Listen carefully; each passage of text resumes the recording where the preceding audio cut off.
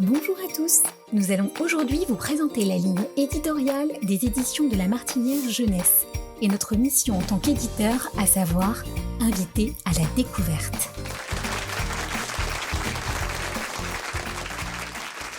Merci d'être là.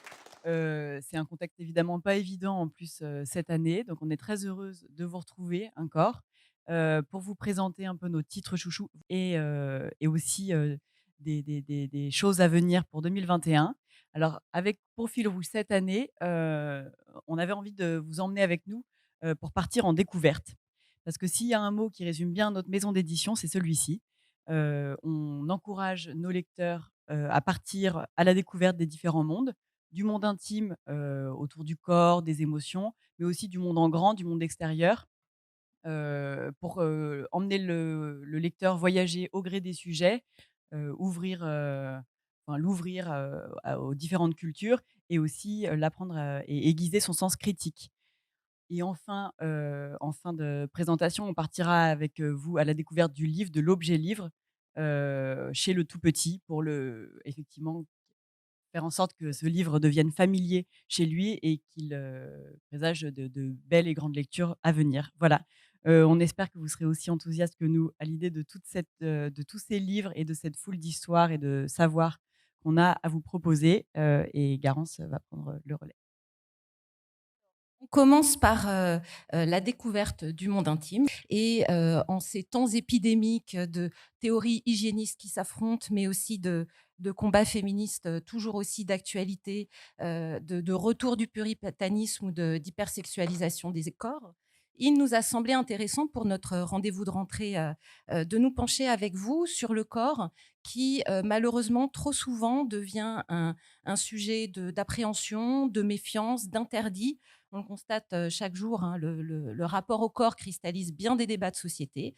Et nous avons à cœur de parler du corps de manière décomplexée, sans tabou ni préjugés, pour désamorcer ces inquiétudes et ces pudeurs relatives à ce sujet éminemment important, et pour souligner particulièrement en ce moment la nécessité de se réconcilier avec son corps et de ne plus le voir comme un ennemi. Et cette manière d'appréhender le corps qui passe par comment le comprendre, l'assumer et en prendre soin, ça commence tout petit. Alors, on va entamer cette petite promenade étonnante avec un imagier sur l'un des premiers apprentissages et rituels, la toilette, qui paraîtra en janvier. Et on retrouve là notre chère Sengsung Ratanavan, qui est la merveilleuse illustratrice de la série Miyuki. Je pense que vous l'avez en tête. Aussi d'un petit livre tissu, ça a été sa première incursion chez les tout petits. Et de Gaspard dans la nuit, que vous voyez là, que vous avez peut-être déjà reçu dans vos échoppes, qui est son premier album en tant qu'auteure-illustratrice. Voilà. Et entre deux albums de fin d'année, elle nous mitonne un imagier donc pour l'heure du bain. Vous le savez, l'apprentissage de la toilette est un cap important dans le développement de l'enfant. C'est une des premières choses qu'il apprend à faire seul, et c'est en même temps l'occasion d'élargir son vocabulaire, car ce petit rituel quotidien peut être un moment ludique, un temps de partage avec les parents où l'enfant va s'amuser sous forme d'un jeu de reconnaissance à identifier tous les petits coins du corps au fur et à mesure de la toilette. Pour ce sujet universel, Seng Sung le traite de manière à parler à tous les enfants, quel que soit leur sexe et quelle que soit leur origine, et avec la douceur de son trait, elle peut, avec une façon très naturelle, représenter la nudité sans fausse pudeur ni voyeurisme, et appeler un chat un chat. C'est peut-être pas un bon choix de mots. Ça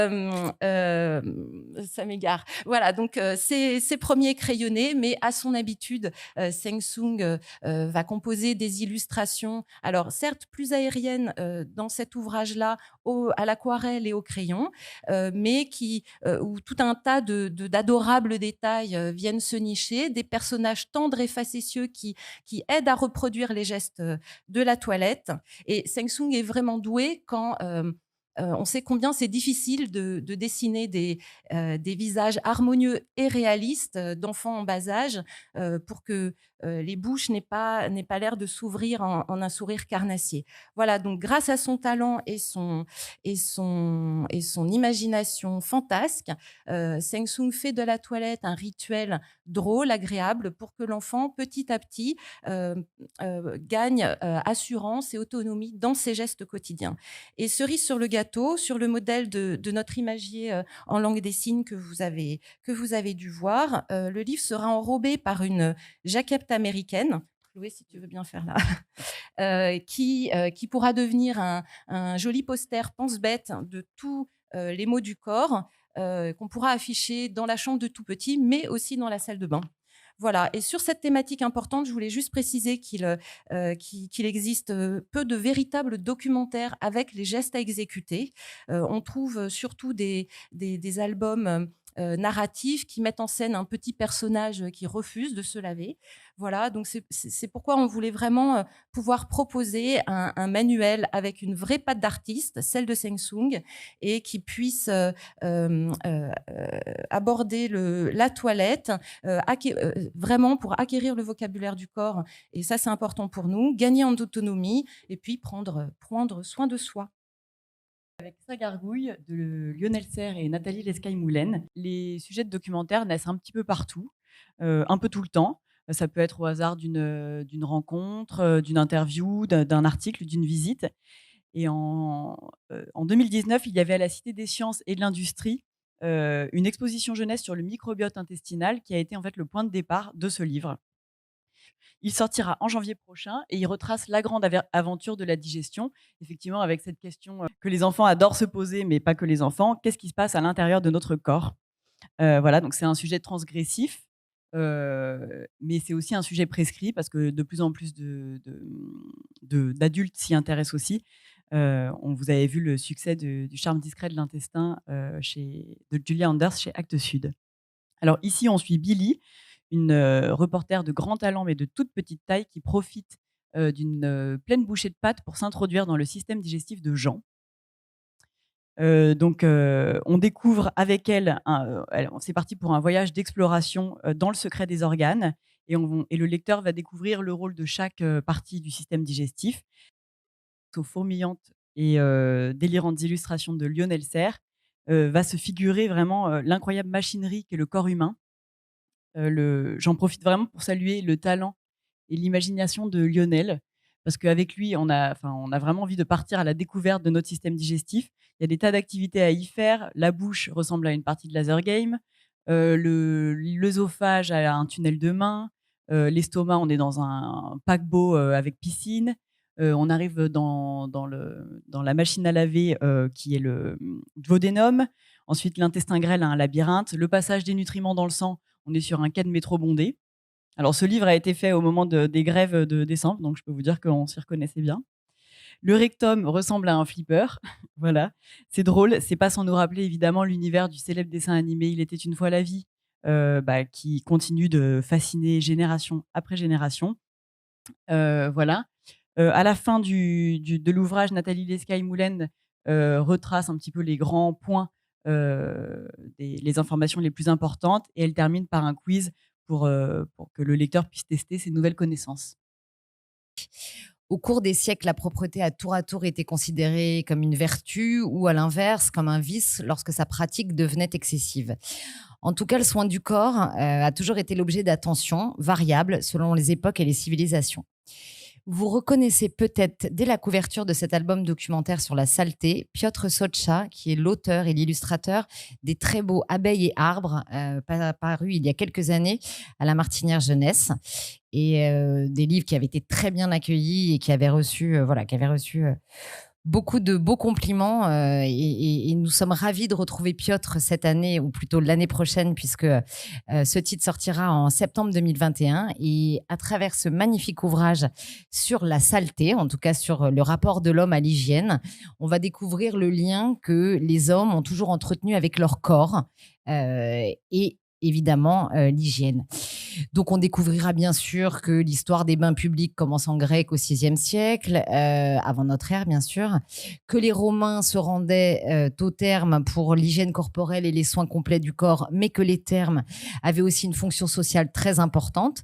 Mais on va apprendre aussi qu'au Moyen-Âge, contre toute attente et contre toute idée reçue, le Moyen-Âge était une période où la propreté avait finalement une très belle place et que cette dernière redevenait même un art de vivre.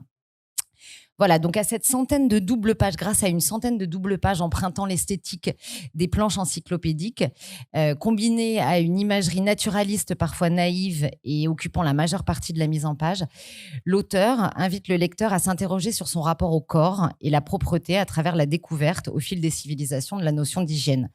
On est très très content de cet ouvrage à paraître. On n'était pas sûr que Piotr puisse le terminer. Il prend beaucoup de temps pour faire ses livres. Donc on avait attendu patiemment depuis 2 ans qu'il termine cet ouvrage-là et on est d'autant plus content de pouvoir vous le présenter l'année prochaine. Alors, il n'y avait pas meilleure transition après vous avoir parlé d'un livre sur la saleté, parce que malheureusement, une réalité à laquelle les femmes doivent encore et souvent faire face aujourd'hui, c'est les règles, c'est sale. Voilà. Et en un mot, malgré une certaine libération de la parole, aujourd'hui encore au XXIe siècle, les règles sont toujours l'une des plus grandes discriminations sexistes. Je commence par cette petite introduction qui plombe, mais c'est simplement pour vous expliquer que ce très beau livre qu'on va vous présenter, C'est beau le rouge, s'inscrit dans une volonté de briser le tabou des règles, porté, vous l'avez certainement constaté, par un réveil des mentalités et, comme j'évoquais à l'instant, une libération de la parole. On l'a vu à travers les publicités pour les protections hygiéniques, mais on l'a vu aussi à travers beaucoup plus d'ouvrages, et en tout cas des ouvrages beaucoup moins lisses sur ce sujet. C'est beau le rouge, ça s'inspire des conversations personnelles et des observations faites par l'auteur, Lucia Zamolo. Elle est allemande, elle est née en 91 à Münster et elle a étudié le design avec une spécialité illustration. Et ce livre a été lauréat des prix Lux et Serafina. Voilà. Comme vous allez le constater, le traitement graphique original et proche du lecteur, au service d'un propos personnel, mais surtout très fort, évite à l'ouvrage de tomber dans une présentation consensuelle du sujet. Tout à l'heure, je vous parlais de livres lisses.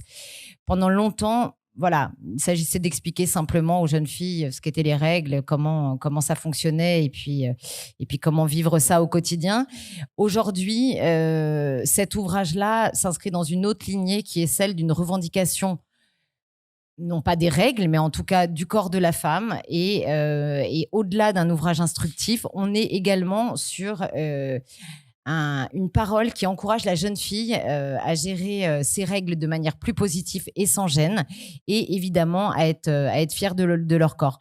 On est dans un autre genre, mais dans la lignée de la BD, les règles, quelle aventure que vous connaissez. On est vraiment dans l'idée de briser le tabou et d'offrir à la jeune lectrice un ouvrage plus proche d'elle, proche des dessins qu'on pourrait presque faire ou que les ados peuvent presque faire dans leurs agendas. Voilà, l'idée, c'est quelque chose de personnel avec une parole forte et une parole d'encouragement pour toutes les jeunes filles et les femmes à être fières d'elles-mêmes. C'est un petit bijou, c'est vraiment un très beau livre. Et plein d'humour et de tendresse, parce que vu comme ça, on ressent beaucoup de poésie, mais pas forcément l'humour, évidemment, à part pour ceux qui sont bilingues en allemand. Mais elle présente les choses de manière très, voilà, à la fois tendre et poétique, mais comme je vous le dis, avec beaucoup d'humour pour faire passer ces messages de manière plus simple. Alors, on a vu le corps en fonctionnement, le corps à laver, le corps assumé.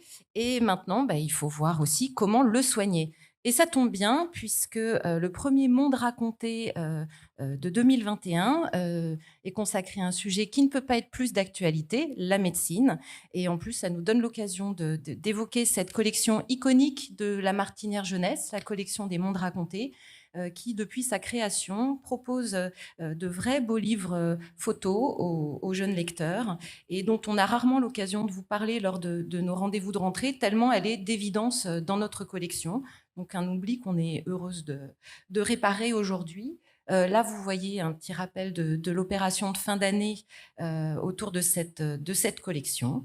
Et donc, cette fois, c'est la médecine. Alors, la médecine, ça faisait à peu près 3 ans, si c'est pas 5, qu'on avait envie d'aborder ce sujet. Et c'est vrai que l'actualité du printemps nous a convaincus d'arrêter de tourner autour. On a alors contacté le professeur Jean-Noël Fabiani, qui est une très grande voix de la médecine, qui a longtemps été chef du département de chirurgie cardiovasculaire et de transplantation d'organes de l'hôpital européen Pompidou, qui est professeur émérite à l'université Paris-Descartes et accessoirement auteur de plusieurs ouvrages, dont cette bande dessinée qu'on a beaucoup vue, qui s'intitule L'incroyable histoire de la médecine, parue aux arènes. Voilà, donc cet éminent chirurgien, enseignant et auteur nous a immédiatement dit oui. Ça faisait très longtemps qu'il avait envie de s'adresser à des jeunes lecteurs. Et il s'en est emparé de ce projet avec une verve absolument incroyable. C'est vraiment un conteur né. Il a l'art du récit et il nous plonge au cœur de l'action avec à la fois un texte au présent et une manière de dire les choses, de raconter, qui fait qu'on découvre chacun de ces personnages en situation, en train de façonner et révolutionner cette science essentielle. Voilà. Alors évidemment, il embrasse toutes les articulations de cette histoire. On part de la préhistoire avec la médecine avant les médecins, jusqu'aux avancées technologiques d'aujourd'hui. Mais je ne vais pas m'appesantir.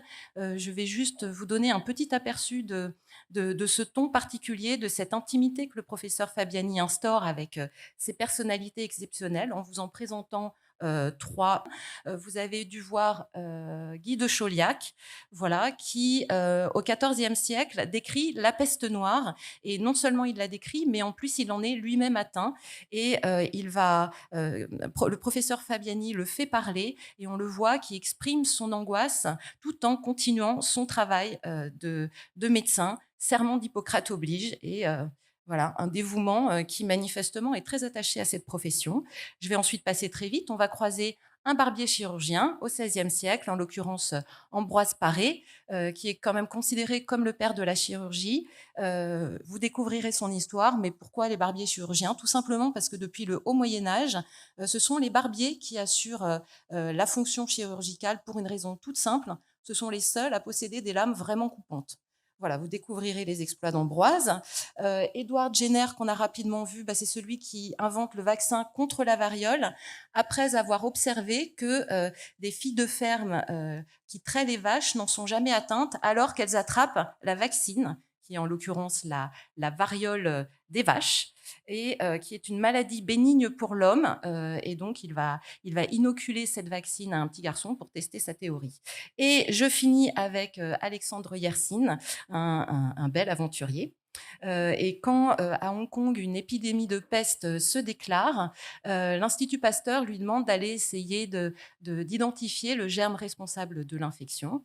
Et donc là, on est vraiment dans le ton typique du professeur Fabiani.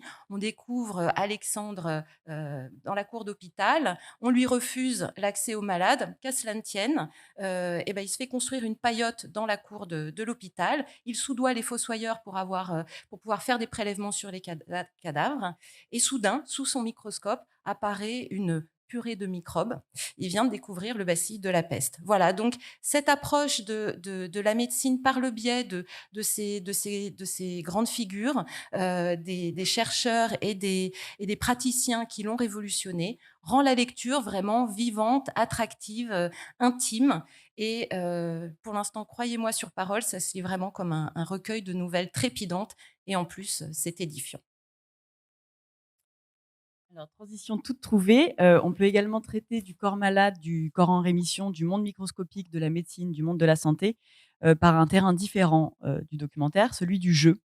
Donc en effet, pour nous démarquer parmi la pléthore de livres d'activités, notamment type escape game, qui voyaient le jour ces dernières années et qui remportaient le succès, voilà, on avait envie, nous aussi, de créer nos propres livres d'activités, mais on voulait le faire avec une petite originalité. Donc quoi de mieux que de l'associer à ce qu'on sait faire, à savoir du contenu documentaire, avec cette idée-là que effectivement les notions sont d'autant mieux acquises quand le lecteur est interactif. Voilà, d'où l'intérêt de créer des contenus ludiques. Alors, voilà, avec ce livre-là, on est à mi-chemin entre le livre dont vous êtes le héros, et le livre documentaire. C'est assez délirant, mais aussi tout à fait exact sur, le monde de la médecine puisque le lecteur va être, heu, le docteur pendant une journée. Il va devoir soigner tout un tas de patients. Voilà, le livre commence, ainsi: «Tu es ému en descendant du tramway devant l'hôpital et comme on te comprend, tu vas devoir faire tes preuves en tant que médecin. Après tout, c'est un beau jour pour sauver des vies et une belle nuit aussi, parce que tu es de garde ce soir. Les urgences sont bondées et tous les patients ont besoin de toi. Tu vas les rencontrer, les examiner, porter un diagnostic et les soigner. Au travail.» Donc, en entrant dans ce livre, le lecteur ou la lectrice va devoir traiter 10 cas de médecine et encore plus de patients, parce qu'il va notamment devoir soigner un orchestre au grand complet.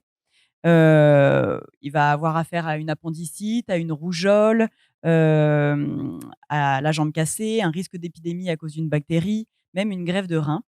Voilà, il va devoir courir de page en page, de patient en patient, comme le font en réalité les médecins. Voilà, et pour aller chercher, vérifier, comparer des résultats de prise de sang, des radiographies, des fiches maladies, avec une dimension aussi un peu plus ludique, des chercher-trouves, des labyrinthes, dans lequel, qui vont l'aider à piocher des infos pour ensuite faire ses choix, et pour établir le diagnostic et la façon de soigner le patient.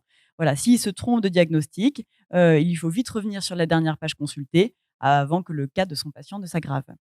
Voilà, ce projet de livre, il est né, avant la crise sanitaire de cette année. En fait, on l'a mis sur pied, les auteurs et moi, en fin d'année dernière déjà. De mon côté, je ne cache pas une petite fascination pour le monde médical depuis longtemps, qui est peut-être née avec la série Urgence.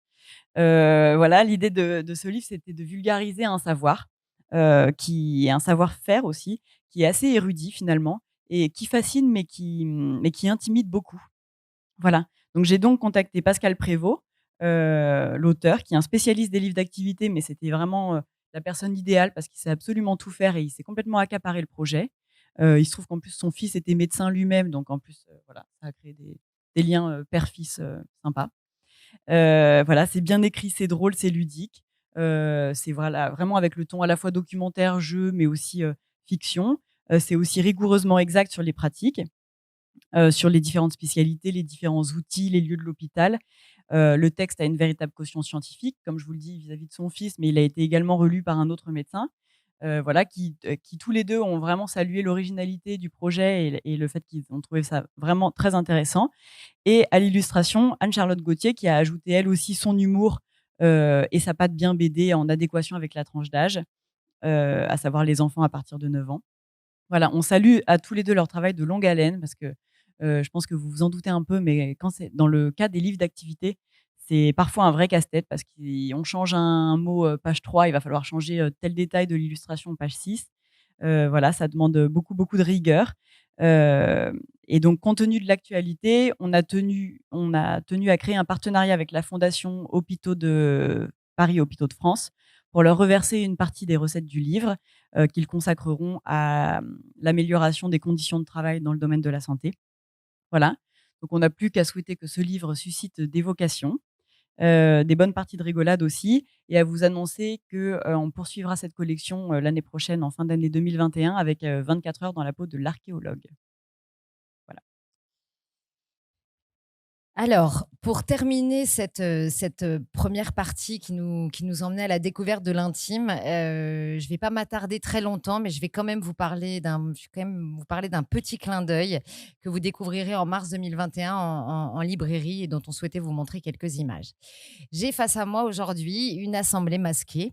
Nous parlions de neurones miroirs ce matin avec Michel et du rapport aux émotions. Aujourd'hui, le rapport au monde intime, il a changé beaucoup. Il nous a forcés à réapprendre à fonctionner autrement, à la fois dans notre rapport aux autres, à la fois parfois au sein même de notre foyer. Et voilà, pendant le confinement, Sébastien Morin, que vous connaissez évidemment pour son travail d'illustrateur, a posté chaque jour une petite image où il représentait son chat et une journée dans sa vie quotidienne pendant ce confinement. C'était pas du tout destiné à être publié. Moi, je lui envoie un jour un message en lui expliquant que ces images m'avaient beaucoup touchée et qu'elles avaient mis un peu de légèreté et de tendresse et aussi un peu d'humour dans mes journées à moi, pas forcément toujours évidentes pendant ce confinement, comme nous tous, mais toujours avec les enfants en bas âge, c'est pas forcément évident.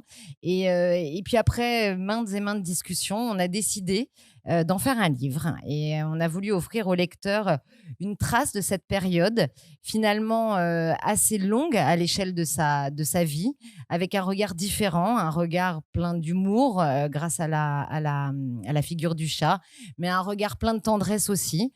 Voilà, je m'interroge souvent de voir que mon enfant de 2 ans n'est absolument pas... n'a pas l'air perturbé du tout par le port du masque et qu'aujourd'hui, c'est devenu quelque chose de quasi normal pour lui. Et voilà, il nous a semblé, je sais que vous avez dû avoir pléthore de livres sur le confinement, mais celui-ci n'en est pas un comme les autres. Il est juste un petit objet, ça sera un album 16 par 16, très, très délicat, très tendre, avec très peu de texte, mais qui, je pense, fera sourire peut-être avec nostalgie ou peut-être nostalgie, non pas du confinement, mais de cette période vécue ensemble où parents et enfants se sont retrouvés ensemble. Voilà, c'est un joli petit livre et un joli petit cadeau que nous a fait Sébastien en nous offrant des bribes de son quotidien à lui pendant cette période-là. Alors, on va passer à notre deuxième partie parce que finalement, de la découverte de l'intime à la découverte du monde et de l'autre, il n'y a qu'un pas. Hein. Et à la Martinière Jeunesse, il nous semble difficile, mais pour vous aussi, j'en suis convaincue, il nous semble difficile de s'engager dans la vie, s'engager dans son rapport aux autres, dans ses convictions, sans connaître, sans apprendre. Ainsi, les prochains titres que nous allons vous présenter dans cette partie, qu'ils s'adressent aux plus petits ou aux ados, qu'ils aient une forme différente ou portent des sujets divers et variés, ils ont tous une seule et même ambition, c'est celle d'aiguiser l'esprit critique. Je pense qu'on sera tous d'accord dans cette assemblée pour dire que la connaissance de soi et des autres, et du monde évidemment, permet à l'enfant, quel que soit son âge, de se positionner dans notre société et contribue à développer sa confiance. Cette connaissance-là, cette connaissance des autres et du monde, elle aide aussi par la même occasion à envoyer valser nos propres paradigmes sociaux, que ce soit la pauvreté, le manque d'éducation, les portes fermées, l'isolement ou encore l'ostracisme. Et c'est pour ça que je terminerai juste par cette petite introduction en citant David Hockney, dont le propos illustre parfaitement notre pensée. C'est par les images, autant que par les mots, que nous pensons, rêvons et tentons de comprendre le monde qui nous entoure. Quand on regarde des images, on apporte son propre point de vue. Eh bien, nous, à travers les livres qu'on va vous présenter, et c'est ce propre point de vue du jeune lecteur que nous souhaitons accompagner dans son développement. Pour commencer, on vous l'avait dit l'an dernier, on achète assez peu de livres à l'étranger, mais parfois il arrive qu'on ait des vrais coups de cœur, en foire et des coups de cœur pour des titres, mais aussi pour des maisons d'édition et c'est le cas de cette maison d'édition, flamande qui s'appelle Lanoue, qui visiblement regarde le documentaire un peu de la même façon que nous. C'est chez eux qu'on est tombé sur l'un de nos grands enjeux de cette rentrée de septembre, 321 choses incroyables à connaître avant d'avoir 13 ans, de Mathilda Masters et Louise Perdius. Alors d'abord, le livre est très beau. Vous l'avez là? Non, je sais plus. Le livre est voilà, pardon. Le livre est très beau, très bien imprimé. Voilà et c'est un peu ça qui a attiré notre œil au départ. Mais très vite, c'est la promesse tenue, qui nous a séduites parce que c'est une véritable encyclopédie, un genre qui plaît aussi bien aux ados que, aux prescripteurs. Un documentaire illustré très riche, ambitieux pour les ados avant 13 ans, mais évidemment pour les plus grands aussi. Avec des infos aussi sérieuses qu'étonnantes et drôles sur absolument tous les sujets de ce monde. Alors le livre présente un classement en 12 rubriques. On y parle aussi bien animaux, sport, personnalités célèbres, corps humain, sciences, art, histoire, géo, gastronomie, espace. Voilà. Elle a vraiment c'est une encyclopédie qui a ce petit quelque chose de loufoque et d'inattendu qu'on aime vraiment défendre chez La Martinière Jeunesse. Le livre compte 321 articles, quasiment un par jour. Voilà. Dans lesquels on entre par une affirmation et le lecteur va venir piocher les infos comme il le souhaite. Alors je vous en liste quelques-unes parmi mes préférées pour vous donner une bonne idée du livre et je pense que c'est ce qu'il y a de plus parlant. La peau d'un adulte pèse 4 kilos.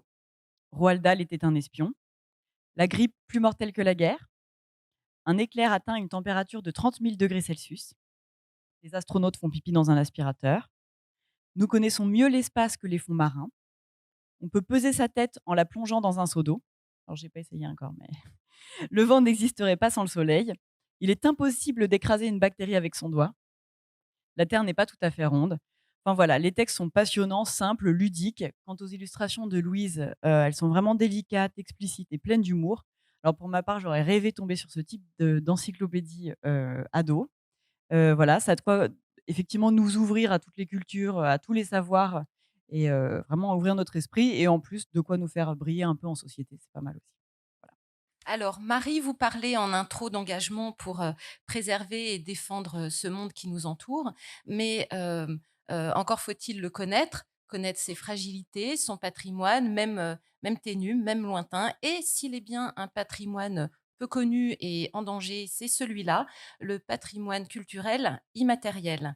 Donc, quand on parle de patrimoine mondial de l'UNESCO, tout de suite, on pense au Mont Saint-Michel, à la Sagrada Familia ou à la Chaussée des Géants en Irlande.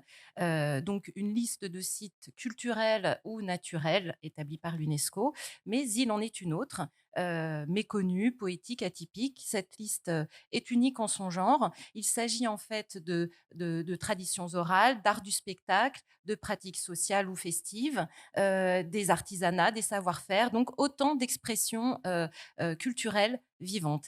Et ici, Elsa Delachère et Alex Vioujas nous convient à une visite inédite, une visite de toutes ces façons si belles et si différentes de vivre le monde et d'habiter sa communauté, ce qu'on appelle les traditions. Et en effet, à chaque coin de la Terre, chacun parle à sa manière. On va tous avoir notre façon de danser, chanter, s'amuser, se soigner, chasser, pourquoi pas.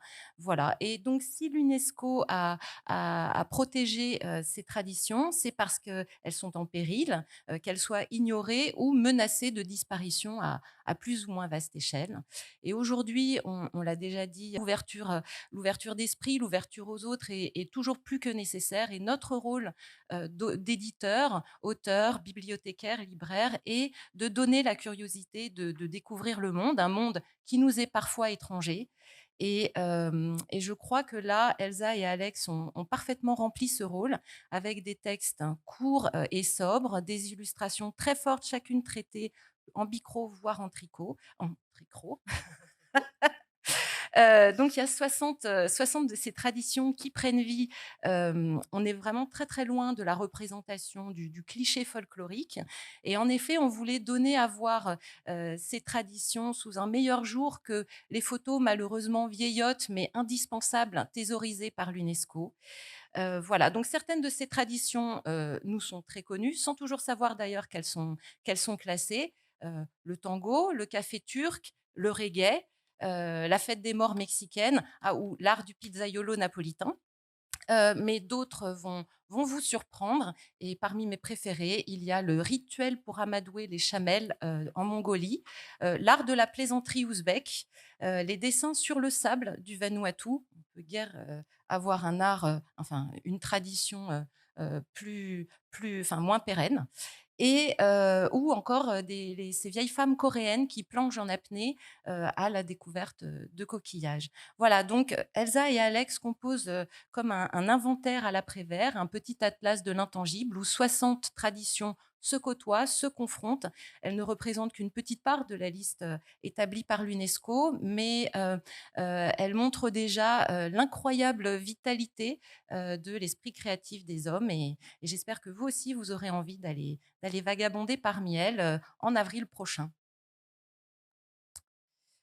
Alors, maintenant, j'enchaîne, une autre manière de donner à comprendre et connaître le monde, le livre documentaire animé qu'on développe depuis quelques années. Vous connaissez bien maintenant notre approche, notre démarche. C'est une approche particulière du documentaire. Je le redis parce que c'est important. Nous avons la conviction que les animations, en plus d'être attractives et ludiques, viennent vraiment soutenir la lecture, soutenir la compréhension du texte, que ce soit une animation en volume, comme les livres à système, notre pop-up volcan, pop-up On a un pop-up terre ici, ou l'animation plane avec le travail d'Hélène Druver dans Anatomie ou Océan. Voilà, donc apparaître en novembre, voilà le ciel. Je te le donne, Marie. On va rentrer dans le vif du sujet. Le ciel, c'est le pendant inversé d'océan. Dans Océan, on partait du rivage pour descendre progressivement jusque dans les abysses. Cette fois-ci, on ne descend pas dans les profondeurs, on monte. Et tout d'abord, qu'est-ce que le ciel? Eh bien, tout simplement ce qu'on voit au-dessus de nos têtes, une étendue impalpable qui semble former une voûte céleste et que depuis des temps immémoriaux, on a étudié, voulu explorer et interpréter, mais une étendue infinie qui est très loin d'être vide et plane. Et c'est ce qu'on va découvrir toujours grâce à des découpes laser, des découpes à l'emporte-pièce, des flaps de toutes les tailles et des grands rabats. Voilà, on va ainsi, Marie est en train de vous en faire la démonstration, explorer les différentes couches de l'atmosphère. On va apprendre à reconnaître les nuages, les différentes phases de la Lune. On va voyager avec les oiseaux migrateurs et puis toutes ces machines que l'homme a pu inventer depuis qu'il rêve de voler. On va assister à une éclipse, contempler les constellations et le système solaire, avant de refermer le livre sur une double page écologique qui parle de la pollution atmosphérique et lumineuse et des ressources dites vertes fournies par le soleil et le vent. Voilà, donc les animations d'Hélène, si élégantes, font toujours sens. Au début du livre, on a ces très grands flaps. En fait, dans cet univers en mouvement, chaque couche de l'atmosphère présente un visage particulier et cela est vraiment matérialisé par des grands flaps superposés. On va voir comme ça que les oiseaux ne dépassent pas la troposphère, ou que dans la mésosphère, il y a des nuages. Alors, pas les nuages dont on a l'habitude, les nuages noctiluques, ou alors que les aurores polaires, en fait, se produisent dans la thermosphère, donc vraiment très, très haut. Voilà, et tout ce travail d'Hélène vient vraiment en soutien des textes de Juliette Einhorn, qui eux-mêmes savent se faire imager pour permettre d'appréhender des notions parfois savantes, techniques. Et je finirai juste par un petit mot sur le confinement, puisque c'est un livre qu'on a considérablement avancé pendant le confinement. Et en fait, c'était assez étonnant parce ça nous a offert une expérience originale. On avait beau être, enfin, ça nous a vraiment permis d'élargir notre horizon de confiné, puisque on était coincé à l'intérieur, mais on travaillait sur un horizon sans limite. On était sans cesse poussé à la fenêtre, pour voir en vrai ce qu'on était en train de monter. Et j'ai beaucoup regardé les nuages. Ça faisait du bien et en même temps, ça donnait vraiment du sens à notre travail, précisément à ce moment-là. Voilà, donc un documentaire très complet, avec des couleurs bien plus pop que ce que vous pouvez voir là à l'écran et que je vous invite à feuilleter après la réunion. C'est encore moi avec encore un autre champ d'expression, l'album qui, lui aussi est un formidable espace pour sensibiliser le lecteur au monde qui l'entoure de manière subtile, avec des partis pris graphiques forts et pour ainsi aiguiser son sens critique. Et le mur est vraiment de ceux-là, ces ouvrages essentiels qui marquent, qui laissent une empreinte. C'est un mur à la portée universelle qui dit tous les murs. Quand on a reçu le texte de Caroline Fait, on a eu un vrai coup de cœur pour son écriture infiniment sensible, son sujet, sa portée humaniste, mais c'était une nouvelle. On l'a alors retravaillé avec Caroline pour en faire un album et pour que ce mur ne soit pas contextualisé, qu'il puisse incarner tous les murs. On a ensuite proposé ce texte à Éric Puybarret, qui lui aussi a été très ébranlé par la force de ce texte et qui a immédiatement perçu quel univers il avait envie d'explorer pour l'illustrer. Voilà, alors ce mur, c'est l'histoire d'un petit garçon qui un jour se dispute avec son meilleur copain et le quitte en lui criant « Tu n'es plus mon ami ». Ah, au fond, c'est pas très grave, ils se réconcilieront le lendemain, comme ils le font toujours, sauf qu'il n'y aura plus de lendemain ensemble, car cette nuit-là, la grande histoire, celle qu'on apprend dans les livres, entre en collision avec la vie ordinaire d'un enfant comme il y en a tant, ici, partout dans le monde. Cette nuit-là, on érige un mur qui coupe la ville en deux, qui va séparer, pour très longtemps, peut-être à jamais, ces 2 amis. Voilà, un mur infranchissable. Alors à quoi ressemble ce nouveau jour, eh bien, il y a les écoliers dont une partie ne revient plus en classe le lendemain. Il y a ces fragments de famille de chaque côté du mur et il y a toujours ces mots entêtants qui résonnent: «Tu n'es plus mon ami».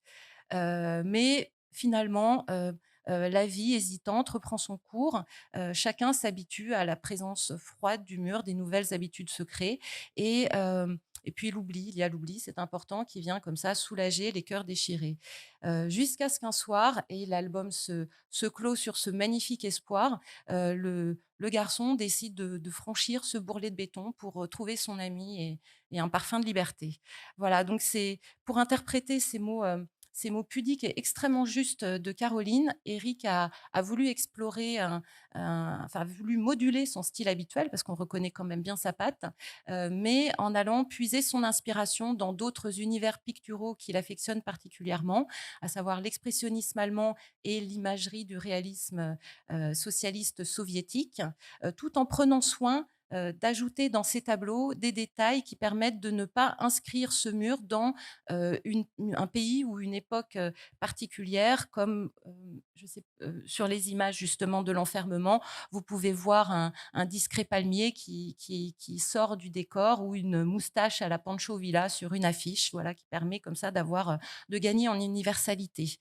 Et il a travaillé à l'huile sur papier. Et puis là encore, pour l'anecdote, ça a été une expérience très troublante pour Éric de peindre sur ce sujet, dans ce contexte particulier du confinement, d'expérimenter dans sa propre vie un cadre contraint, resserré, fermé, alors que c'est ce qu'il cherchait précisément à traduire dans ses images.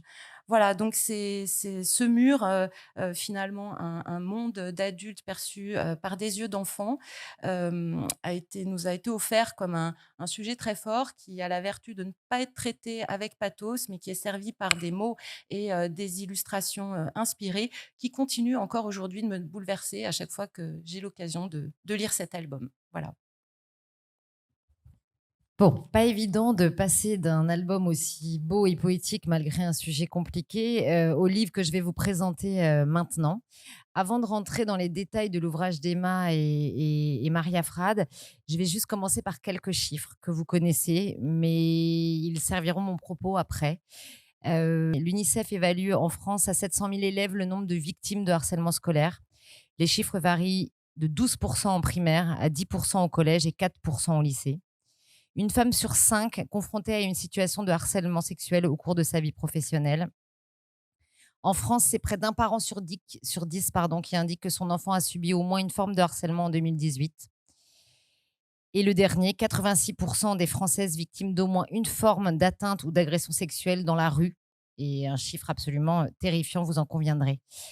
Ces chiffres, pourquoi je vous les ai donnés? C'est parce qu'ils illustrent parfaitement bien pourquoi Harcèlement, écrit par Emma Strack et illustré par Maria Frade, s'est retrouvé dès sa sortie, début septembre, dans les indispensables de la rentrée de Livre Hebdo. Ce livre, qui va dresser un panorama très large des différentes formes de harcèlement, moral, scolaire, sexuel, mais aussi cyberharcèlement, est un ouvrage que je qualifierais, et c'est pour ça que je me suis permise de vous rappeler ces chiffres, de nécessaire et d'utilité publique. Traité avec force et pertinence dans une mise en page rythmée. Cet ouvrage est un véritable inventaire qui invite le lecteur à comprendre, à agir et à ne plus subir. C'est le deuxième tome d'un premier ouvrage qu'avait écrit Emma Strack, qui est journaliste, illustré aussi par Maria, sur la discrimination, que vous connaissez peut-être. Et puis, ça faisait personnellement, j'avais envie de traiter de ce sujet de harcèlement qui est devenu malheureusement, avec la vague des mouvements MeToo, mais également les chiffres chaque jour qui se renforcent sur l'ampleur de harcèlement scolaire. Voilà, il nous a semblé véritablement important tout simplement de faire lire aux adultes. À l'intérieur de cet ouvrage se trouvent des outils, bien évidemment des outils pour le lecteur. Il n'y a pas de tabou, il y a une mise, il y a la définition, les mécanismes, les acteurs. C'est le talent d'Emma a été de vraiment répertorier de manière très, à la fois les citations, à la fois les verbatims des témoignages qu'elle a pu répertorier.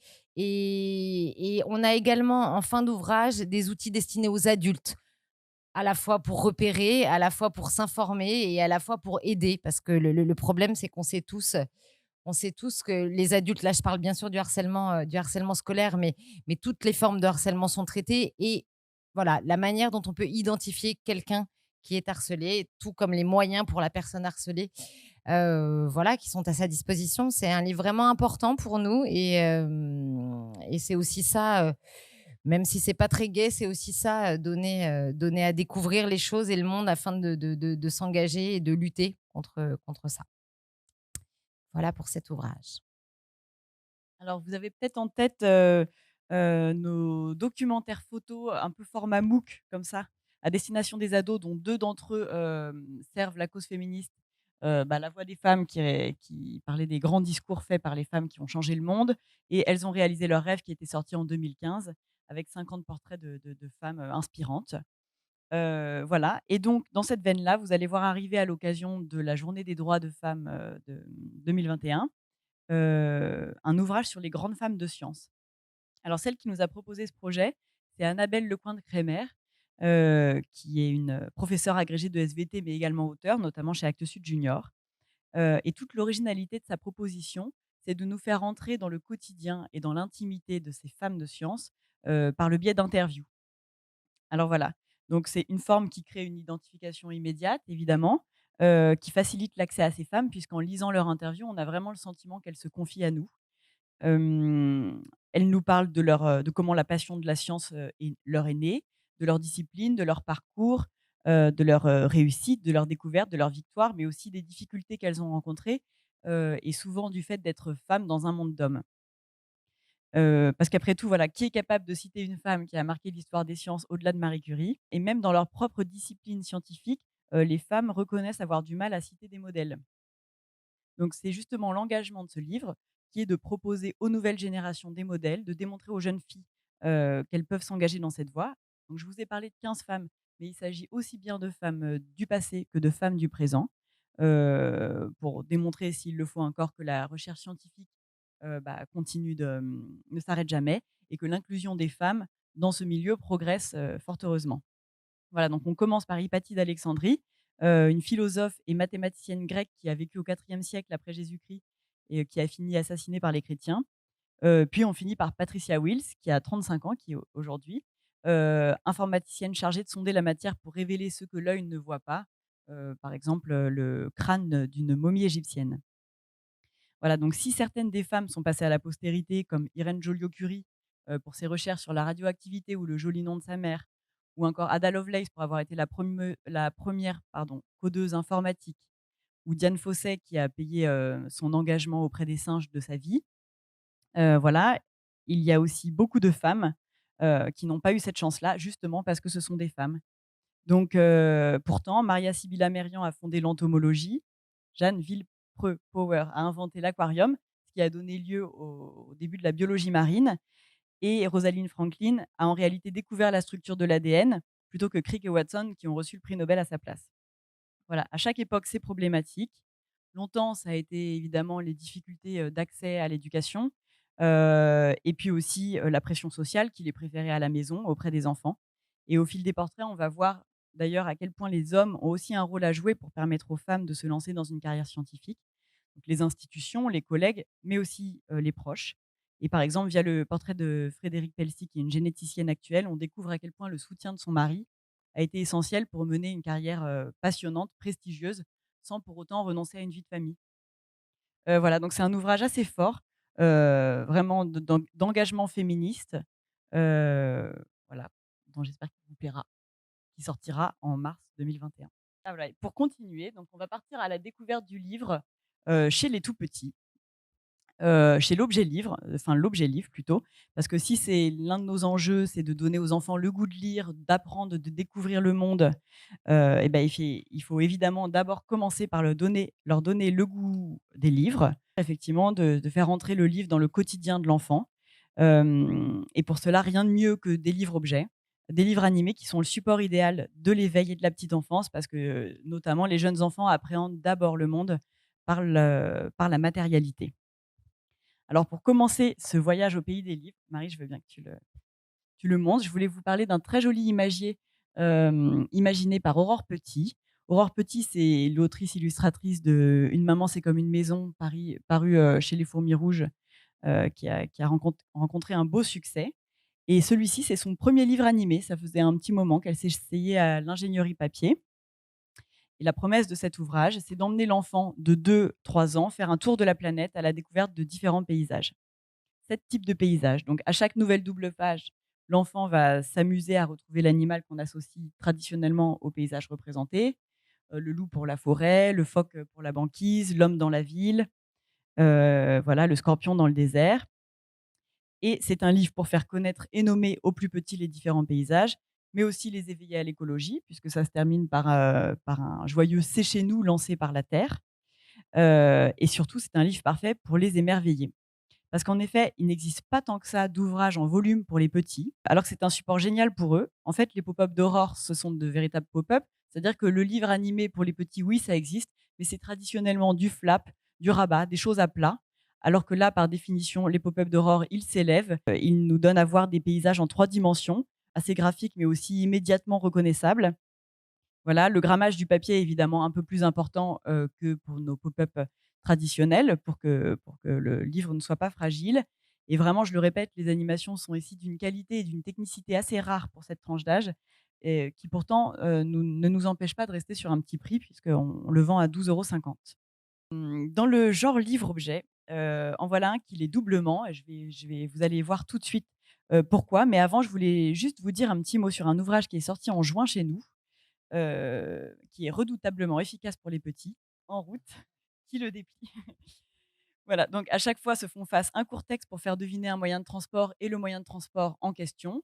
Et le livre peut finir par être déroulé en entier pour former un tapis au sol, avec lequel l'enfant va pouvoir jouer aux petites voitures.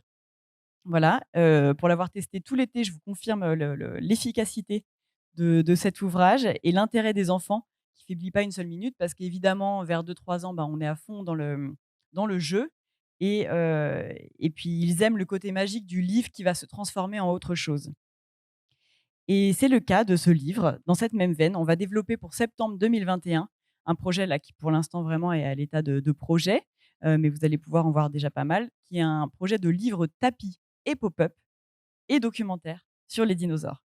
Voilà, cette fois-ci, l'ouvrage s'adresse aux enfants un peu plus grands, à partir de 3 ans. Donc c'est un livre qu'on peut considérer comme un documentaire classique sur les dinosaures, un sujet ô combien apprécié des enfants, qui peut se lire de plusieurs façons. Donc double page par double page d'abord, comme un livre classique. L'enfant va découvrir en volume et grâce aux explications, à quoi ressemblait l'ankylosaure, de quoi se nourrissait le diplodocus, qui va gagner entre un tricératops et un T-rex, les premiers mammifères, à quoi ressemblaient-ils, et cetera. Voilà, et en jouant avec le pliage des pages, le déplier, on peut, obtenir un tapis de 80 centimètres sur 75, de façon à obtenir un maxi parc avec 6 scènes du Mésozoïque. Mais on peut aussi décider d'en mettre un petit peu moins, 4, 3, Et voilà, de pas réussir à le déplier aussi. selon la place dont on dispose chez soi, des histoires qu'on a envie d'inventer. Voilà, on va faire doucement là, comme ça. Voilà, donc et puis on peut évidemment l'enfant pourra y ajouter ses propres figurines dinosaures, ou autres, pour parfaire le tableau. Alors le concepteur de cette idée assez géniale, c'est Tony Voincher, qui est ingénieur papier, qui a pensé le projet de A à Z. Donc le tapis sera doublé d'un carton pour bien tenir à plat sur le sol. Sera dessiné aussi un chemin qui permettra à l'enfant de se balader dans les différents biotopes, mais aussi de bien comprendre la façon dont l'ouvrage se déplie. Et puis aussi, les pop-up sont pas sommaires, ils sont même assez techniques. Ils mettent bien en évidence les caractéristiques anatomiques des différents dinosaures, par exemple les grosses plaques sur le dos du stégosaure. Et d'ailleurs, le souci du détail va loin, puisque tous les dinosaures du livre sont à la même échelle. Ils sont à 1/50, à savoir que donc une figurine Lego représenterait un enfant de 6 ans. Voilà, donc c'est un Jurassic Park de papier. Voilà, vous pouvez déjà voir quelques dinosaures en couleur. À noter que le livre sera illustré par le talentueux Simon Bailly. Voilà. Aussi les prémices d'un projet innovant et inédit pour savourer autrement l'histoire du soir et pour se laisser gagner doucement par le sommeil puisque la lumière sera éteinte. Alors, on est encore en train de travailler sur la taille du livre, mais le plus simple est que je vous montre une maquette réalisée à la main par l'auteur et ingénieur papier Mélanie Baligan pour vous expliquer le procédé. C'est vraiment bluffant quand on a un plafond. Je vous assure, quelle que soit la hauteur sous plafond, mezzanine, pas mezzanine, 6 mètres sous plafond, 1,30 m, ça marche. Mais je crains que, hélas, on ne voit pas grand-chose. Là, il y a un peu que du... Bon, alors, c'est pas grave. Je vous explique quand même le procédé. Imaginez-vous, c'est l'heure de vous plonger dans l'histoire du soir. Et pour une fois, on va pouvoir lire dans le noir. Donc, l'enfant s'allonge, le parent allume la torche de son smartphone, il l'insère dans la cale prévue à cet effet et adaptée à toutes les tailles de téléphone. Et là, les 2 astuces ingénieuses de cette fabrication formidable, c'est d'une part le texte qui reste parfaitement lisible sur la structure, sur la face, avant de la structure, et puis l'autre astuce, qui fait toujours son petit effet, c'est que, le feuilletage reste facile, sans autre manipulation, puisque, on n'a pas besoin à la tourne de page de retirer le téléphone et de le remettre. Voilà les images que vous ne voyez enfin que vous pouvez voir à l'écran, s'enchaînent, la lecture aussi et voilà, c'est la magie du jeu des ombres, qui opère. Donc une fabrication vraiment particulièrement ingénieuse. Là, comme c'est une maquette de travail, vous ne voyez pas les illustrations qui sont vraiment dans cet album. En tout cas, l'histoire qui prendra vie dans cette forme inédite, ce sera un conte classique pour le plaisir de retrouver un univers familier, un mode de narration qu'on connaît, mais en vivant une expérience différente. Voilà, c'est aussi un livre qu'on aura plaisir à ouvrir le jour, puisqu'une autre histoire se déploiera sur les pages socles. Et voilà, donc un concept innovant pour faire le lien avec le début de cette présentation, pour une fois sans écran, puisque l'engin à écran n'est juste que là pour fournir l'éclairage. Et un concept vraiment très attractif qui ravive le plaisir du théâtre d'ombre et qui permet d'amener l'enfant à la lecture de façon ludique, la lecture à voix haute, la lecture du conte. Et voilà, en tout cas, ça permet de pouvoir trouver les conditions idéales d'un endormissement, de se laisser comme ça aller tout doucement vers le sommeil, puisque on sera déjà en position couchée pour pouvoir regarder ce qu'il y a au plafond et avec une luminosité extrêmement réduite. Voilà, donc le résultat est bluffant. Je vous prête la maquette si vous voulez aller l'essayer, puisque ça marche n'importe où, mais sauf sur une scène, évidemment. Et je crois que Mélanie a vraiment trouvé là le moyen de convaincre les enfants d'éteindre la lumière et puis d'aller se coucher et surtout de le rester. Une série de Christine Rousset. Vous connaissez Christine Rousset, vous la connaissez certainement pour son travail avec Jovitech dans la série Dans mon petit cœur. Elle a également été sélectionnée et a reçu le prix France Télévisions de cette année pour Mirabelle et viande au jus, l'ouvrage que nous avions fait paraître en septembre 2019. La petite série que nous vous proposons aujourd'hui, que nous vous présentons pardon, aujourd'hui, les 2 premiers titres sont sortis en septembre. Ils ne vont pas tarder à arriver chez vous, je l'espère. Et les 2 prochains sortiront début 2021, suivis de 2 autres titres à la rentrée de septembre 2021. Cette collection, elle est touchante de sincérité pour les bibliothécaires ou les libraires qui ont déjà eu le plaisir d'accueillir Christine. Tout le monde sait que cette jeune femme est d'une grande générosité et aussi très. J'ai beaucoup de mal à parler de ce titre parce que j'ai du mal à différencier l'affect de son contenu. En 2 mots, Christine m'appelle un jour, elle était enceinte, elle me dit en pleurant: «Je sais pas, de toute façon, j'arriverai jamais à trouver les mots pour dire à mon enfant que je l'aime, je t'aime, c'est nul, en fait, ça suffit pas». J'ai tellement de choses à lui dire, j'ai tellement de choses à promettre. Voilà, et de cette discussion pleine d'hormones, nous allons dire, de grossesse, hein, je parle. Je peux pas avoir un discours féministe il y a 10 minutes et non, non, mais on a décidé, on s'est accompagnées l'une et l'autre, parce que j'étais enceinte également à ce moment-là et Christine a créé cette collection de livres pour les 0-3 ans. Ce sont des livres avec des découpes, donc on renforce à la fois, le rapport au quotidien et le rapport à l'objet livre du tout petit grâce à ces découpes. Les premiers tomes, Je te promets, je te regarde, sont suivis pour le début de 2021 par les Je t'écoute et je te donne. Voilà, c'est des mots très simples, très doux. Je pense que tout parent a parfois pas toujours les mots ou alors pour exprimer toutes ces choses-là et l'émotion est grande. Voilà, c'est une très belle série. On l'aime beaucoup. On espère que vous l'aimerez et que vous la porterez si elle vous plaît. Mais en tout cas, elle est très sincère et elle marche très bien auprès des tout jeunes. Nous allons presque terminer avec juste une mini parenthèse qui n'en sera pas une ou qui n'en sera plus une l'année prochaine. Nous allons accueillir au catalogue La Martinière Jeunesse Mifi. Vous connaissez peut-être cette petite lapine de Dick Bruna.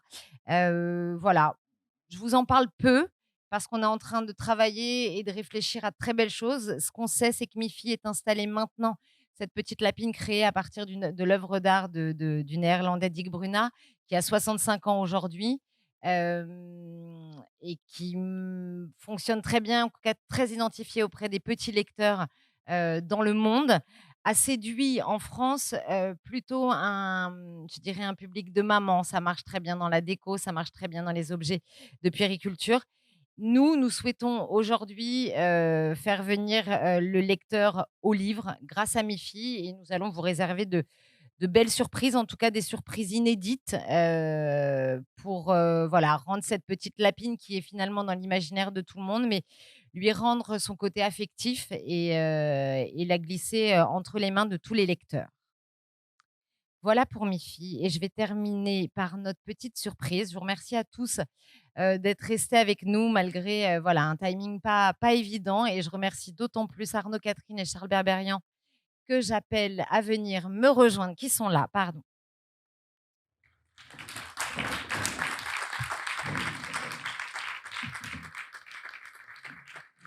Merci Charles, merci Arnaud d'être là, merci d'avoir attendu et de venir présenter. On va commencer par ça, pardon. Votre ouvrage, voilà, merci. Apparaître le 1er octobre 2020. Donc, Mon père est un super-héros. Quoi de mieux avant de laisser la parole à Arnaud et à Charles, juste de vous en lire le début. Mon père est un super-héros et pas le tien.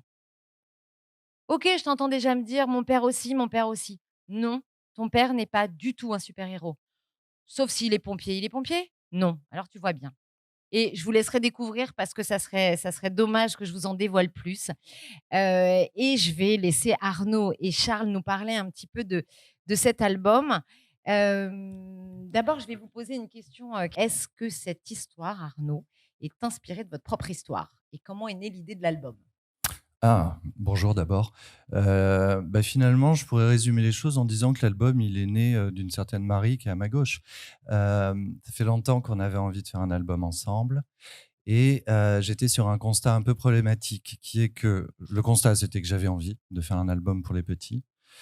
Mais la problématique, c'est que si j'ai beaucoup arpenté les terres de la littérature jeunesse, si j'ai écrit pour les ados, pour les jeunes adultes maintenant, j'ai un mal infini à écrire pour les petits. J'en resterai là en termes d'explication parce que ça ne regarde que mon psy et moi.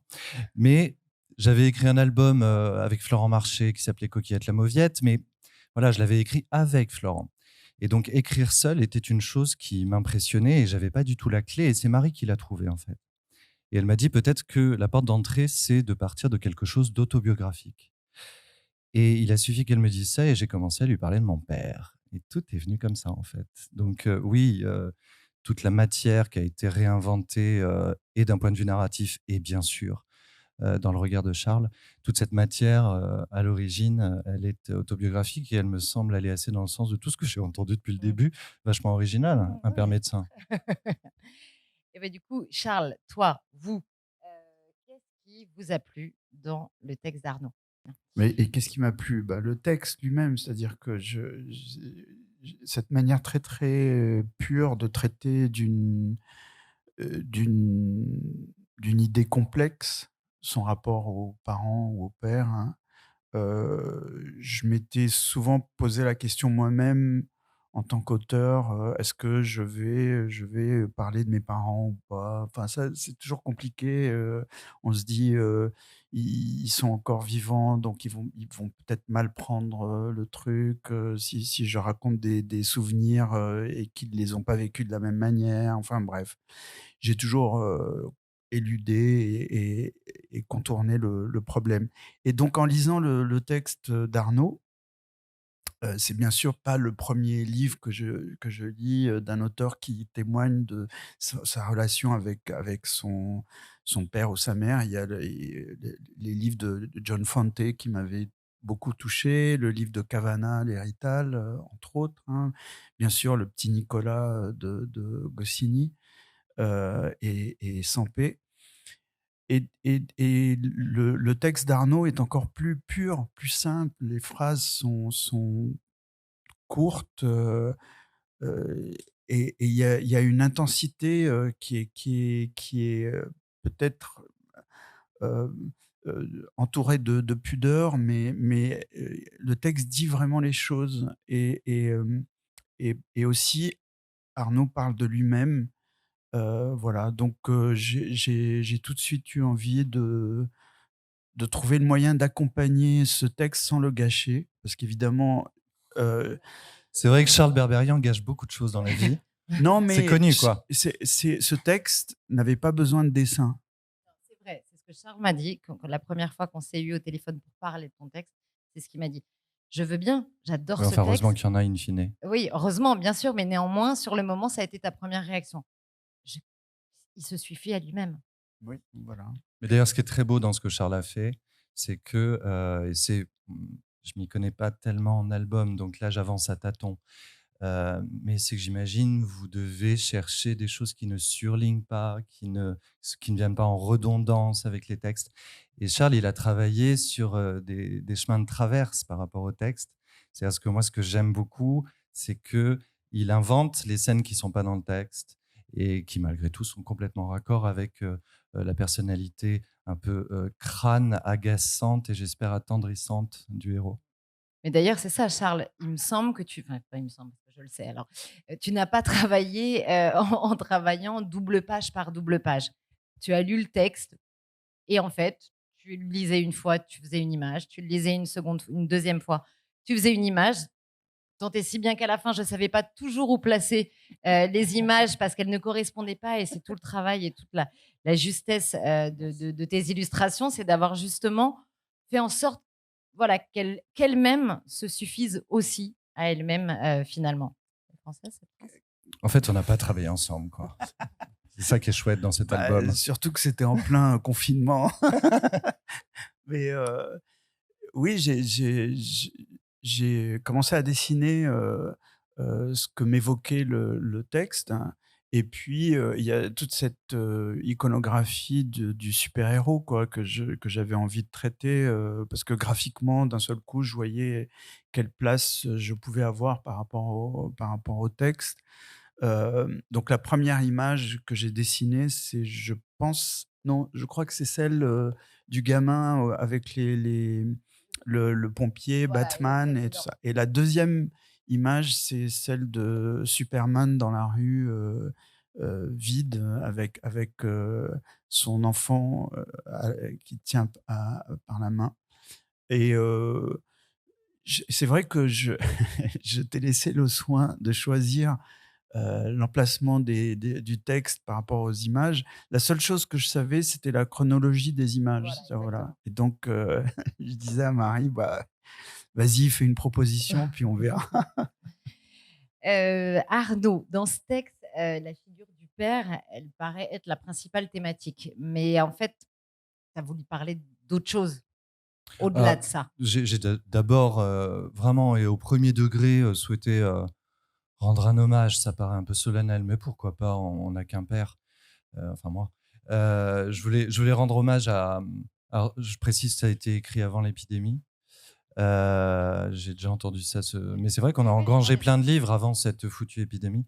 Mais je voulais parler de comment, moi, en tant que petit garçon et maintenant adulte, j'ai considéré et appréhendé le métier de mon père, qu'il m'a totalement déconseillé dès le plus jeune âge, chirurgien donc.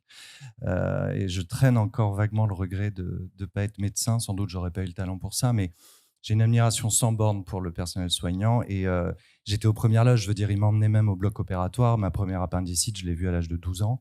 Ça me fascinait totalement. Et de savoir qu'il avait sauvé la vie à un ou deux de mes potes, c'était assez dingue. Donc, je voulais parler de ça, vraiment, mais vraiment plein premier degré. Après, vivre avec un chirurgien, c'est un truc. C'est vraiment un truc. Et ça, du coup, je voulais parler de ça. C'est quoi le quotidien quand... alors, nous, on était en province. C'était un hôpital où il y avait 4 chirurgiens, mais ils se relayaient en termes de garde. Donc, mon père était de garde 2 fois par semaine et un week-end sur 3. Donc, ça veut dire quoi? Ça crée des situations qui sont intéressantes d'un point de vue romanesque. C'est le téléphone qui sonne à 2h du matin, à 4h du matin pour aller aux urgences, avec un gamin qui est déjà insomniaque et qui ne peut pas se rendormir tant qu'il n'a pas entendu la bagnole du père rentrer. C'est des situations comme ça. C'est son père qui revient le midi parce qu'il y tenait manger avec nous, mais alors il arrive avec sa blouse et ses sabots. Bref, c'était tout un folklore. Et puis c'est aussi, ça je m'en souviens très bien, le voir rentrer et sentir qu'il est préoccupé, même s'il ne le dit pas, parce qu'un de ses malades ne va pas. Et c'est essayer de lui faire des sales blagues, et il n'y en a aucune qui marche. Donc c'est sentir aussi la présence de la mort qui sourd parfois, même si ce n'est pas verbalisé. Donc c'est tout ça. Et puis se construire aussi, se construire en tant qu'enfant. Et voilà. Et après, il y a son envie. Après, il y a le quotidien, et il y a soi quand on commence à devenir, à songer à soi, on se dit waouh, mon père est un super-héros et qu'est-ce que je vais faire moi, quoi, parce que ça souffre la comparaison du coup. Et une fois que il m'a dit non, fais surtout pas ça parce que vraiment c'est pas une vie, quoi, c'est trop dur. Je me suis dit qu'est-ce que je vais bien faire de moi-même. Et donc il y a un peu la trace de ça dans le livre. Mais du coup, c'est une très bonne transition. Je vais vous poser la question à tous les deux. À 10 ans, alors je vais déjà dévoiler un petit secret. Il faut savoir que Charles Berberian a fait une première année de médecine. Voilà. Ah bon? Oui. C'est vrai? Et pourquoi t'as Charles, arrêté? je voudrais que tu nous en dises quelques mots quand même. Non, mais la véritable question, c'est à 10 ans, à l'âge de votre personnage, vous deux, quelles étaient vos ambitions? Qu'est-ce que vous auriez voulu être? Puisque vous le découvrirez dans l'ouvrage, la question que se pose le jeune héros, c'est que va-t-il devenir lui? Est-ce qu'il va devenir... voilà, c'est toute cette interrogation autour de l'identité, autour du rapport, bien sûr, à la figure et à l'admiration à la figure paternelle, mais aussi à ce qu'on... Comment s'en débrouiller? Voilà, comment s'en débrouiller. T'as vu qu'il répond pas sur la Ouais, je sais, médecine. mais je vais... Oui, il fait semblant d'avoir oublié la question. Tu voulais ouais. faire quoi quand tu étais petit? Je voulais être champion de natation. Je voulais être un grand cycliste. Et en fait, il y a cette phrase de Lennon qui dit « La vie, c'est ce qui vous arrive quand vous êtes occupé à autre chose. » Et en fait, j'ai continué à dessiner là où la plupart des gamins de mon âge s'arrêtaient. Et sans le savoir, je devenais dessinateur en fait à plein temps. Pour notre plus grand bonheur, Merci. clairement. Et toi, Arnaud? Moi, je voulais être chanteur. Et mon grand-père était organiste et facteur d'orgue. Tiens, d'ailleurs, ça pourrait faire l'objet d'un projet ensemble. Notre livre. Je lance ça comme ça, si jamais vous voulez encore de moi. Donc, il m'a enseigné la musique et donc je passais ma vie sur mon piano, sur mon synthé, à réinterpréter Samson, Scheller et tout. Je voyais bien que j'avais aucun talent de composition et tout ça, mais bon, je voulais être chanteur. Puis un jour, je me suis dit, mais si tu deviens chanteur, tu ne seras bon qu'à aller chez Pascal Sevran parce que tu es ringard. J'ai décidé que j'étais ringard et que je pourrais jamais être Étienne Dao, que j'étais pas pop, quoi. Et c'est là que l'écriture est arrivée et je souscris pleinement à la phrase que tu viens de citer. Tout en continuant à faire de la musique, j'ai commencé à écrire. Et puis en fait, j'ai jamais arrêté. Voilà. Mais j'aurais bien aimé être Étienne Dao. Ouais. C'est raté. C'est raté. Bon, et puis je vais terminer. Je vous ai posé ce que vous auriez eu envie, vous, de faire. Mais maintenant, je vais vous demander ce que vous auriez envie de dire. Oui, c'est une interview un peu. Ce que vous auriez envie de dire au petit Arnaud ou au petit Charles de 10 ans. Ah oui. Qu'est-ce que je lui dirais? Je lui dirais ça va être long, va y avoir des moments totalement décourageants, va y avoir des moments totalement exaltants, mais c'est assez passionnant. Je m'étais écrit une lettre Mais je crois qu'à l'âge de 18 ans, je m'étais écrit une lettre à la personne que je Serait. serais à l'âge de 30 ans et j'ai jamais retrouvé cette lettre. Et, en fait, j'étais influencé par Moebius, Jean Giraud, j'avais lu dans une interview qu'il avait fait ça. Et il m'avait dit: «Mais t'es con ou quoi?» Quand j'ai dit: «Mais comment t'as fait pour garder la lettre?» Il m'a dit: «Mais c'était une lettre mentale». Alors j'ai dit: «Ah ouais, OK, d'accord» heu, mais en gros, c'est toujours la même chose. C'est genre, ça revient en discutant avec, Moebius qui avait gardé sa lettre et il en avait écrit une autre à 30 ans pour l'homme qui serait à Ah, 60. Alors que moi, pas du tout. J'étais trop occupé à chercher la première lettre pour en écrire une autre. C'est genre, bah, ne trahis pas tes envies ou tes ambitions ou ne trahis pas, l'image que tu projettes de toi-même dans le futur, hein. Mais pour moi, la dernière image, c'est ça. Ce qu'on devient, c'est ce qu'on est déjà. Ouais, mais c'est pour ça ma À question. 10 ans, Complètement. et c'est une réflexion que je me suis pas faite il y a très longtemps, c'est-à-dire on est déjà ce qu'on va devenir à 10 ans. Et c'est vrai qu'à 10 ans, quand je me mets à ma table pour dessiner, je suis ce que je suis aujourd'hui. Voilà. En l'occurrence, j'ai un petit souvenir là-dessus puisque c'est lui qui me l'inspire. Mon père me le rappelle encore. À 10 ans, je lui disais, je ne sais pas quel métier je ferai, mais si vraiment je porte un costume, c'est que je me suis trahi.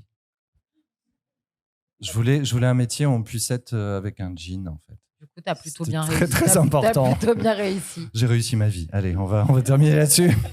Bon, je vous engage vraiment à découvrir Mon père est un super-héros. C'est un petit bijou enfin, c'est très fort. Le texte d'Arnaud est juste, mais je suis pas, voilà, très douée pour en parler parce que forcément, il compte beaucoup pour moi et pour nous. Mais en tout cas, je suis ravie que Arnaud et Charles soient venus vous en parler, et soient venus nous parler un petit peu d'eux par la même occasion.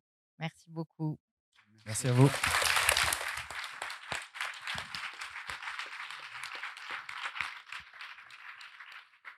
Et c'est comme ça que je passe la parole à Thomas. Et on passe à la tranche d'âge au-dessus, à savoir nos chers adolescents. Alors là, on a encore plus de mal à les faire lire. Sauf une catégorie qui s'appelle les filles. Parce que le lecteur adolescent est une fille, je pense, à entre 70 et 80%. J'ai plus les chiffres en tête exacts, mais c'est plus des 2 tiers qui sont lecteurs, qui sont des lectrices. Du coup, ça signifie que les curieux sont des curieuses. Ça se confirme par la suite, hein, même à l'âge adulte. Les curieux sont les curieuses et les suiveurs sont des hommes, des garçons.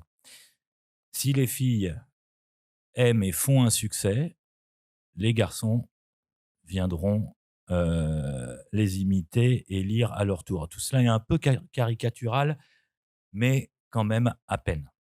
On le voit sur les réseaux sociaux adolescents, les réseaux qui parlent de littérature jeunesse, qui parlent de la lecture, qui parlent de romans.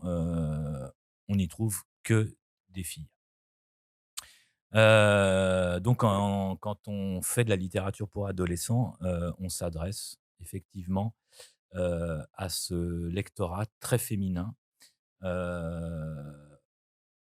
Bizarrement ou pas, on a aussi affaire à une très grande majorité d'autrices ou d'auteurs avec un E, qui imaginent des histoires pour des personnages essentiellement féminins.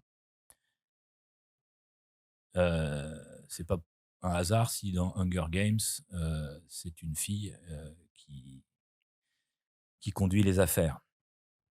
Donc on s'adresse à ce public fille. Alors il y a, je dirais que bon, le domaine adolescent en ce moment est un petit peu difficile ou un petit peu plus difficile qu'il ne l'a été. C'est un domaine qui a vécu des années très, très, très prolifiques, notamment on a atteint des pics il y a 10 ans et c'est des années qui étaient marquées par la présence de gros, gros blockbusters, notamment des adaptations cinéma de séries de romans qui permettaient d'atteindre des scores de vente époustouflants et qui permettaient aussi d'entraîner avec derrière eux une foule d'autres titres qui se défendaient pas mal du tout. Aujourd'hui, c'est plus compliqué, d'autant qu'on est de plus en plus nombreux, puisque évidemment tous les éditeurs se sont mis à faire de la littérature pour les adolescents. Donc on a assisté parallèlement à une baisse des ventes, à une augmentation de la production.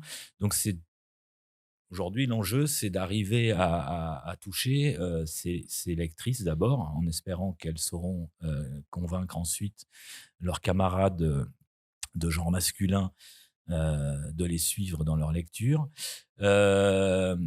Alors, il y a deux façons et il y a de leur donner envie de nous suivre. Les deux façons, c'est de leur donner ce qu'elles attendent, parce qu'on sait que sur cette littérature adolescente, elles sont leurs propres critiques, elles, les lectrices. On a très, très peu de presse, quasi pas. Par contre, les lectrices sont organisées en communautés, qui sont hyper actives, sur les écrans. Je suis désolé, mais en l'occurrence, ici, l'écran peut servir, le livre et je pense que ces lectrices-là passent je sais pas, en fait, il faudrait voir, mais est-ce qu'elles passent plus de temps à lire qu'à en tout cas, elles dévorent. Elles dévorent les livres qu'elles achètent et elles sont très prescriptrices. Est-ce que c'est le bon terme? Oui, je crois. Prescriptrices de ceux qu'elles ont aimés. Donc, allez leur proposer ce qu'elles attendent. Et puis aussi, ça c'est notre petit plaisir à nous, éditeurs, leur apporter ce qu'elles attendent pas. Et je pense que l'équilibre d'un éditeur généraliste comme nous le sommes, c'est d'essayer de trouver un juste et bon équilibre entre les deux. Du côté de ce qu'elles attendent, on avait publié il y a quelques années une trilogie qui s'appelait Girl Online, qui avait la caractéristique d'être écrite par une blogueuse, donc une une femme qui existait sur les écrans et elle avait écrit donc ce Girl Online qui avait été un carton phénoménal à l'étranger, mais aussi en France. Aujourd'hui, elle revient. Le livre va sortir dans tout bientôt. Là, je crois, je suis nul en date et en planning, mais là, dans les semaines qui viennent. Et ce coup-ci, elle s'est associée à une autre auteure qui s'appelle Amy McCulloch, qui est une auteure anglaise qui a été peu traduite en France, mais qui a eu de gros, gros succès dans le monde entier avec The Potion Diaries. C'est un roman de genre. Le genre en question, c'est le roman d'internat anglais. Ça nous renvoie vers des romans, mais aussi des séries comme Riverdale, Pretty Little Liars et autres.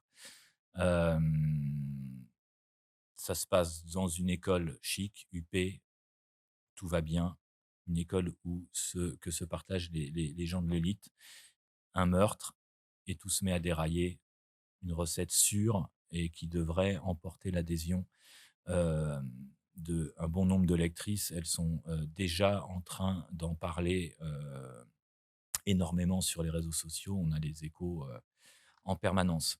Du côté de ce lectorat, on a eu beaucoup de succès avec des romans de fantasy. Donc on est toujours sur les romans de genre, notamment une auteure qui s'appelle Sarah Maas, dont on avait publié une première trilogie, Kéléana, il y a pas mal d'années, dont on a ensuite publié la série Un palais d'épines, qui nous a valu des centaines d'articles sur tous les blogs et vlogs de France et de Navarre. qui nous font qui permettent d'avoir des titres de fond, puisque ça continue de se vendre très, très, très régulièrement. Donc on a aujourd'hui continué sur notre offre de fantasy avec et la réédition des premiers Keleana avec une nouvelle couverture et le lancement de nouvelles séries que vous avez pu voir ces derniers temps, à savoir Shadow Scent notamment et Dance of Thieves.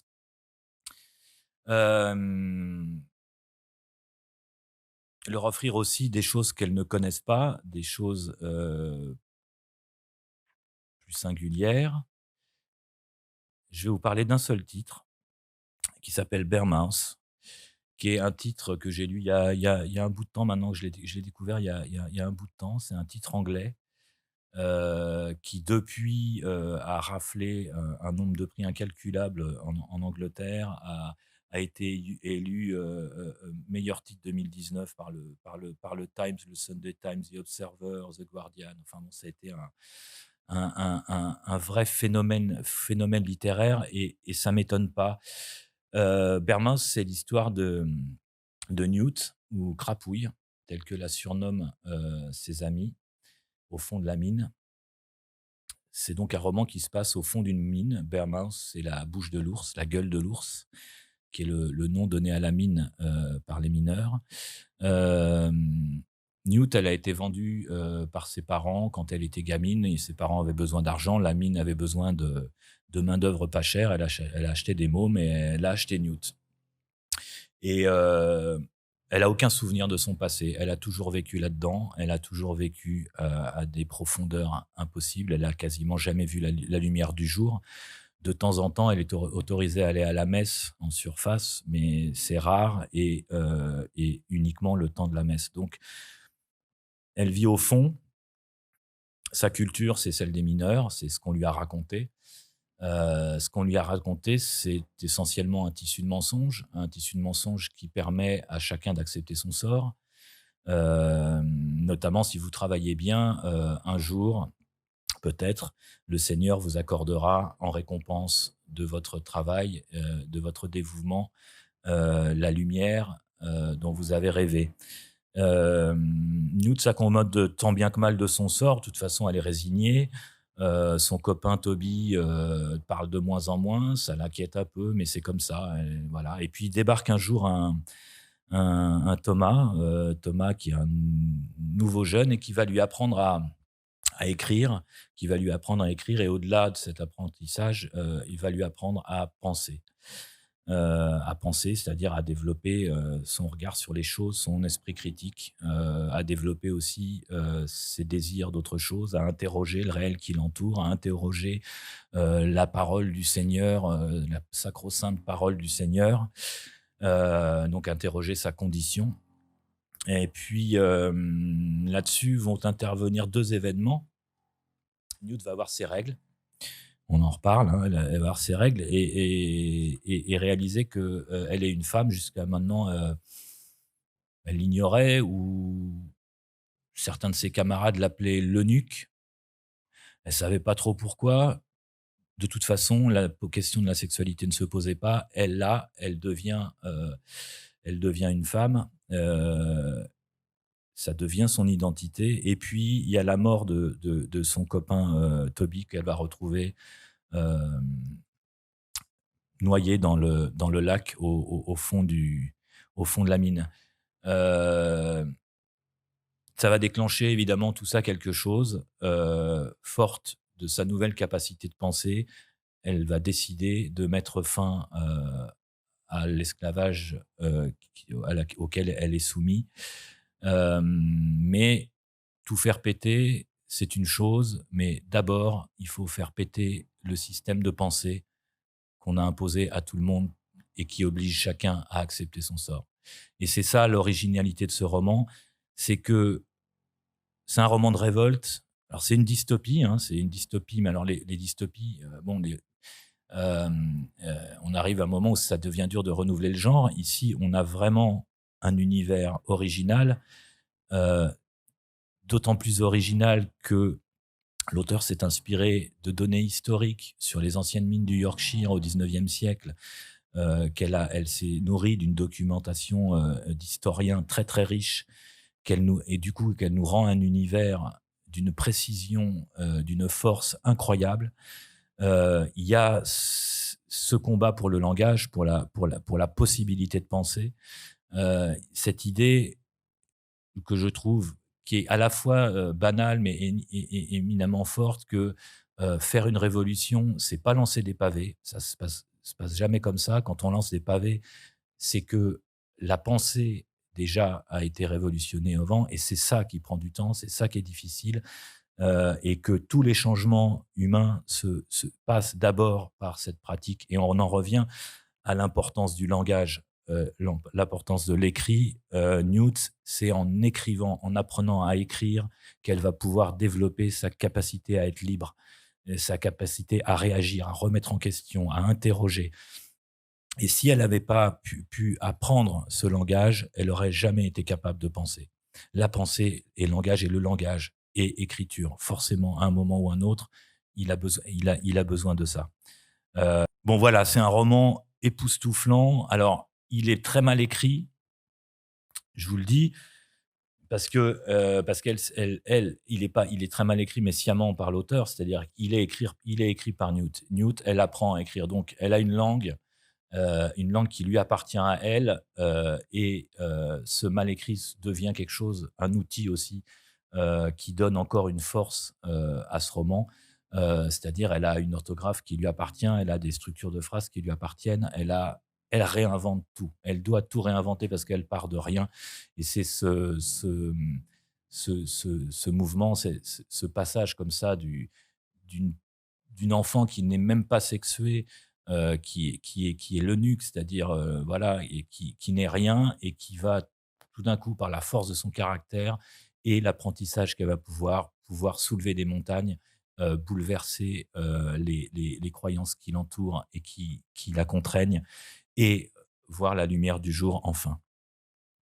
Voilà, j'espère vous avoir donné envie de regarder Bear Mouse, de lire Bear Mouse. C'est un roman coup de poing, vraiment puissant, et voilà, on est très très fiers de l'avoir, de pouvoir le défendre en France après le succès rencontré chez nos amis anglais. Voilà, c'est terminé.